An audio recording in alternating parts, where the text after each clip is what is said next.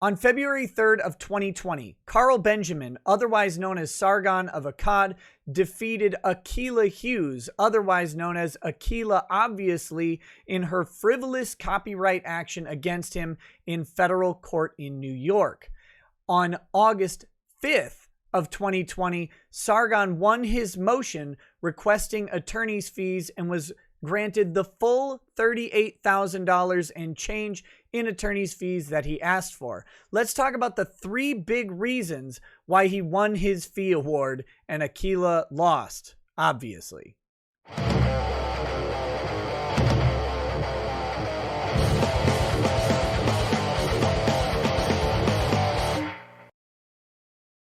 Hey, what's up, guys? Welcome to Law-Splaining the Interwebs. I am your host, Nick Rekieta of Rekieta Law, a small law firm in central Minnesota, and today we're talking about Sargon of Akkad's defeat of Akilah Hughes in court, which actually happened back in February, but then a fight over fees ensued, one that was heavily weighted in Sargon's favor, and today, on August 5th of 2020, he was awarded those fees in what can only be described as a total victory in the lawsuit. So right now, this lawsuit is final. Akilah does have a period of time in which she could appeal the results of this lawsuit. That would be a disastrous choice for her. The legal authority was strongly on Sargon's side the entire time, and doing an appeal in this case would likely just result in increased costs for her and then an even bigger fee award for Sargon having to fight against it. So we're not going to really speculate on whether or not that will happen. What we are going to do is talk about the three major reasons that the court decided to award Sargon all of the fees and all of the costs that he is alleged to have incurred in this suit. And we will talk about why Akilah has to pay them. But a brief recap. Back after the 2016 election, Akilah obviously created a video sort of lamenting and recapping why she was depressed that Hillary Clinton lost the election to Donald Trump. Sargon clipped out portions of this video and he arranged them in chronological order without any commentary in a much shorter video called SJW Levels of Awareness. All right, so he did that. He took portions of her work and put it in a video that was critical of her. She sued him in federal court, claiming that he was using that to criticize and mock her, and that was a violation of copyright, which is an interesting approach because criticism and mockery are some of the protected fair uses that we have for actually using other people's work. So from the outset, this was a doomed lawsuit, and it was doomed largely because of how Akilah approached it and how her attorney filed for these particular copyright claims, basically admitting that this was all criticism of her, failing to allege actual economic loss or hardship from it in any way related to the copyright, like did this infringe on her market or anything like that, failing to cover any of the bases of copyright infringement while giving Sargon basically all of the ammo he needed to make a fair use defense, an affirmative defense of fair use under the Copyright Act. So real quickly, what is fair use? I guess I should cover that in case you don't know. Fair use is a use of copyrighted work that is not yours that is deemed to be fair. Typically, this involves what's called a transformative work. It's where you take a portion or even a whole piece or even the whole of something and you use it in a way that sufficiently transforms it to make it something different. If that sounds kind of subjective, it is. Every single case is individually assessed. There is no, this case is exactly like that case in copyright fair use assessments. They're all fact intensive and fact specific. But generally speaking, if you shorten something to only the relevant portions, if you add some level of commentary, if you don't target the exact same market, look, copyright is there to protect your business endeavors in achieving the purpose you set out to do. If someone else borrows a portion of your work, especially for the purpose of criticizing you, that's usually not targeting the market of your original work. And so as long as your criticism is sufficient to change it into something new, it does then become a new work. So that's kind of the idea behind fair use, but it's a much broader topic. We don't have time for all of that today. We want to keep this video a little bit reasonable. Let's take a look at the fee order, and it'll give us the main reasons that Akilah ended up losing on her fee requests. And the judge has some pretty nasty clapbacks on Akilah. Something that she is fond of is the clapback, and now she is getting sufficiently clapped by Sargon and the judge.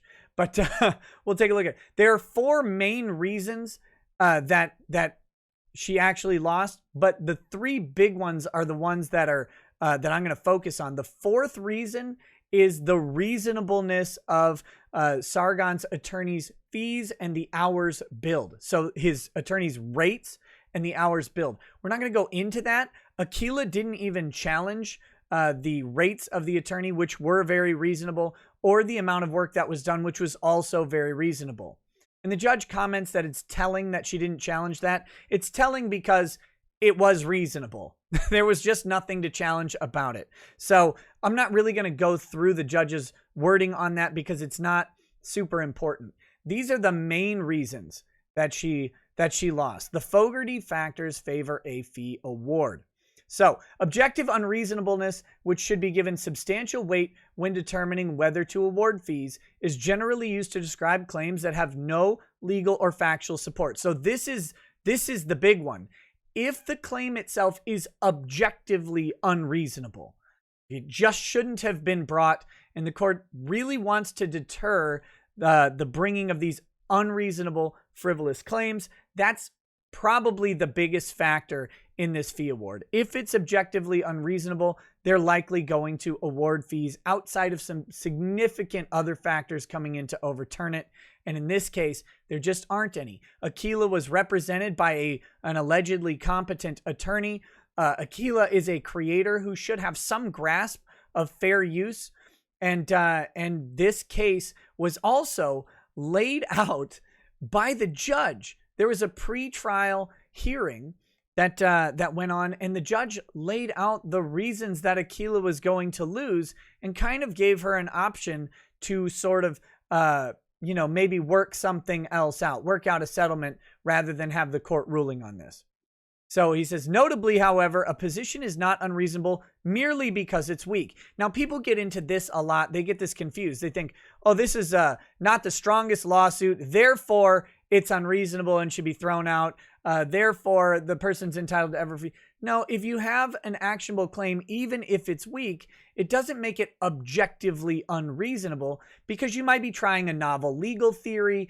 You might have some specific facts for your case that you think and reasonably put forward that could maybe, in theory, change the mind of someone, and the judge just determines that evidence isn't relevant, or maybe that evidence turns out to be inadmissible, or there's some other problem that materializes, and then the claim is weak, but it looked stronger at some point. That didn't happen here. This claim never looked strong.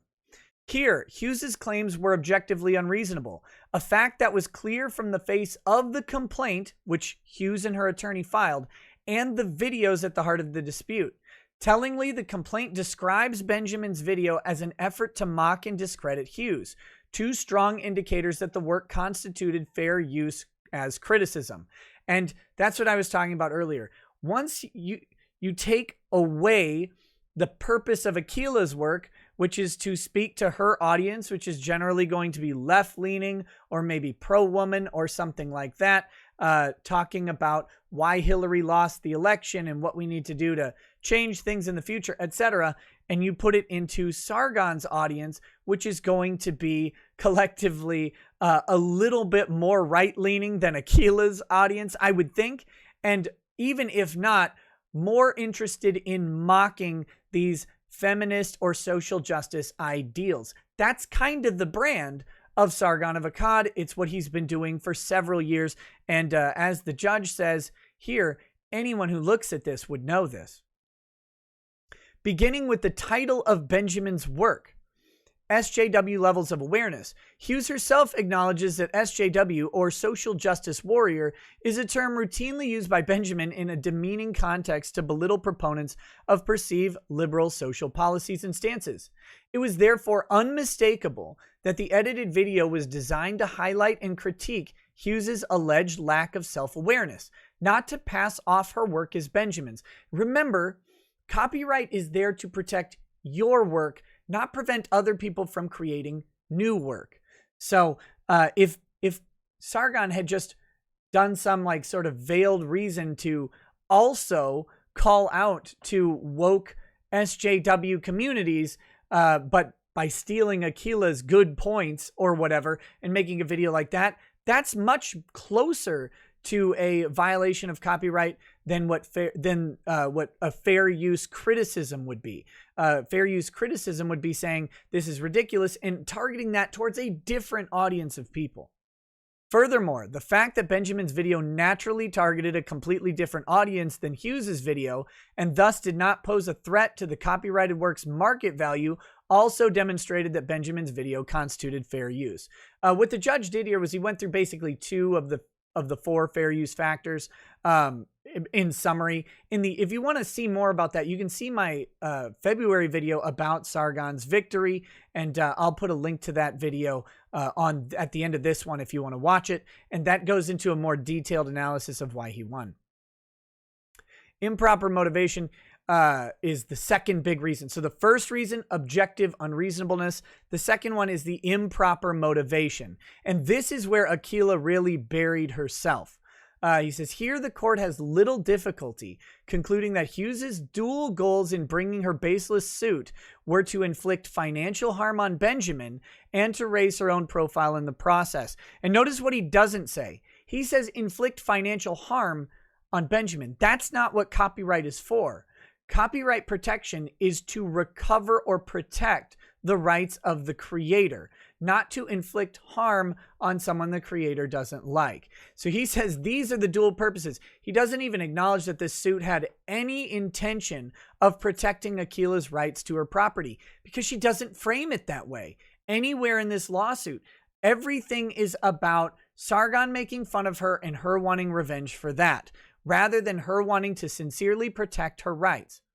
Improper or bad faith motivations are generally difficult to discern, as litigants often have a variety of objectives and may obscure their baser ones behind a veil of legitimate sounding claims. In this case, however, Hughes openly discussed her improper motivations on both Twitter and her website. Now, this is something that Sargon's attorney did very well. He hammered home that Hughes was consistently boasting about things that had nothing to do with the lawsuit and using it for self-promotion and to cause injury to Sargon. Hughes admitted she intended to, bankrupt Benjamin, 2, stymie his attempts to crowdfund his legal costs, and 3, use copyright laws to silence her political opponents and critics. Other posts strongly suggest that Hughes intended to sensationalize the litigation to elevate her own public profile and achieve a secondary financial gain.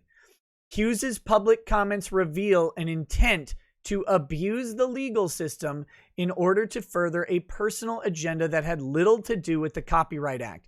Now, I personally am a proponent of public personalities using lawsuits or talking about their lawsuits pretty publicly, but you have to be very careful in how you do it. You don't want to do it this way. You don't want to admit that you have no legitimate legal purpose or even indicate that your main purposes are causing harm to the other party. The court is not your sledgehammer to cause harm. The court is actually there to provide justice. It's to compensate for loss, not to give you gain. And Akilah, again, framed this entire thing about her personal gain and Sargon's personal harm that she wanted the courts to inflict upon him. And that was the fatal mistake for her on the improper motivation. Finally, on that point, the court finds that Hughes litigated with an improper motive and that she never endeavored to efficiently and fairly resolve the litigation. She just didn't do it. And the third one is compensation and deterrence. Part of This is compensating Sargon for the wasted time, effort, and money that he had to have. And the other part of it, and this is more critical to this case, is that they want to deter Hughes and anyone like her from doing this again, from abusing the copyright system to do so. So here we've got some words from the judge. Indeed, courts frequently allow recovery even where the prevailing party did not actually suffer financial harm, as in cases where a third party provided or paid for the prevailing party's legal services. This all stems from Akilah's whining that Sargon crowdfunded this lawsuit and did not suffer personal financial harm. That's a little bit of a misnomer, because presumably he could have crowdfunded anything else and done something productive with his time and productive with the crowdfunded money rather than a lawsuit. But Akilah had to bring a frivolous lawsuit. He had to defend it. So the judge doesn't really care that someone else paid for it. This is a long-standing thing. There have been benefactors and payors in lawsuits, third-party payors to different people forever. And there are potential improper purposes here, but a GoFundMe isn't one of them. A GoFundMe isn't one of them. Neither generally is a private benefactor paying for a lawsuit. Some people they may have an alternative purpose, or they may have a greater purpose. Like, I just want to preserve the integrity of the copyright system. I'm going to give you money, Mr. Akkad. That could be someone's motivation. It doesn't really matter. There was no indication here that there was improper motivation to the GoFundMe or from any particular donor. Akilah could have tried to raise that. She didn't. Put simply, a litigant's good luck in having the financial wherewithal to defend against a frivolous suit, whether because of insurance, a GoFundMe campaign, a rich uncle, or a pro bono lawyer, does not automatically immunize the losing party from the consequences of her actions. And compensation aside, the court must also consider deterrence. And again, this is the big one for her. While Benjamin may not be out of pocket any money, awarding fees will still further the important goal of deterring Hughes and other would-be litigants from engaging in similarly abusive conduct in the future. Indeed, because Hughes does not owe Benjamin any damages, a fee award is the only financial consequence that the court may impose on Hughes to deter this conduct going forward. Since Hughes is the plaintiff here, she's alleging that Sargon's acts caused her damage, and Sargon isn't alleging that her acts caused him any damage other than his attorney's fees. So this is really his only option for recovery. If the court didn't allow frivolous suits to be frivolous suit defendants to recover attorney's fees for the frivolous suit, you could in theory just bankrupt someone by filing a bunch of garbage. And that's not how the courts want to operate. Plus, the courts would be swamped. Hughes' self-serving claim that the public backlash she has received from losing the suit is sufficient deterrence is not persuasive, particularly since Hughes herself played an integral role in publicizing the litigation. Again, you take the good with the bad on publicizing litigation. Hughes may not regret her choice. She may honestly have profited beyond what she will pay Sargon. I don't know her finances. I don't know her income, but that is theoretically something that's possible. Hughes has never claimed that she is unable to pay Benjamin's fees or that she will suffer extreme financial hardship if ordered to do so, something that she left out. Probably because it would be disputed heavily. She likely has a pretty good income, and if she were to make that claim, it might look a little ridiculous and be challenged by Sargon and his attorney. In short, Hughes endeavored to profit from an objectively unreasonable and frivolous suit by promoting her online profile while at the same time forcing Benjamin to wastefully devote time and resources to defending a baseless action. Accordingly, the court will order Hughes to pay Benjamin's fees and costs for this litigation. This is that reasonableness section. And again, I'm not going to go through it because it would take a lot of time and that really wasn't challenged. The main thing here is the conclusion. Benjamin is awarded $38,785.35 in attorney's fees. He is also awarded $126.54 in costs. So what does all this mean? It means that Sargon now has a piece of paper that he can enforce against Akilah Hughes for that much money. He will have to enforce it by bringing unless she voluntarily pays up, by registering the judgment in the state where she is a resident, which I believe is New York, and then by pursuing a collection action against her, which can go all sorts of ways.